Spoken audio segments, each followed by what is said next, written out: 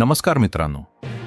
8व्या केंद्रीय वेतन आयोगाकडून सर्व सरकारी कर्मचारी आणि पेन्शनधारकांसाठी 2 अत्यंत महत्त्वाच्या अपडेट समोर आल्या आहेत. पहिली म्हणजे आयोगाच्या महत्त्वाच्या बैठकांचे वेळापत्रक जाहीर झाले आहे आणि दुसरी म्हणजे आयोगाच्या कामकाजासाठी तज्ज्ञ सल्लागारांची भरती सुरू झाली आहे. या दोन्ही गोष्टींचा तुमच्या पगारवाढीवर काय परिणाम होईल हे आज आपण पाहणार आहोत. आयोगाने आता प्रत्यक्ष चर्चा सुरू केली आहे.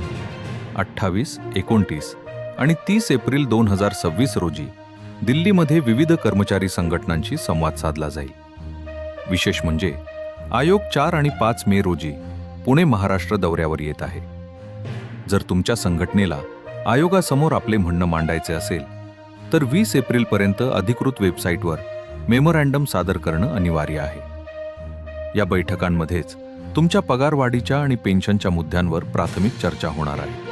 आयोगाचे काम वेगानं पूर्ण करण्यासाठी केंद्र सरकारने सल्लागारांची भरती सुरू केली आहे. यामध्ये सिनियर कन्सल्टंट आणि यंग प्रोफेशनल्सची पदे भरली जात आहेत. यांचे मुख्य काम पगार रचना आणि भत्त्यांचे तांत्रिक विश्लेषण करणं हे असेल. या पदांसाठी 70,000 ते 1.5 लाख रुपयांपर्यंत मासिक मानधन दिले जाणार आहे.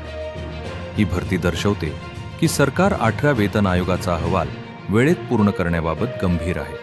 मित्रांनो, सल्लागारांची नेमणूक आणि बैठकांचे सत्र सुरू झाल्यामुळे 8व्या वेतन आयोगाच्या शिफारसी लवकर येण्याचे संकेत मिळत आहेत. पुण्यात होणारी बैठक महाराष्ट्रातील कर्मचाऱ्यांसाठी आपली मागणी प्रभावीपणे मांडण्याची मोठी संधी आहे. फिटमेंट फॅक्टर आणि नवीन पेन्शन यावर आयोग काय भूमिका घेतो याकडे आता सर्वांचे लक्ष लागले आहे.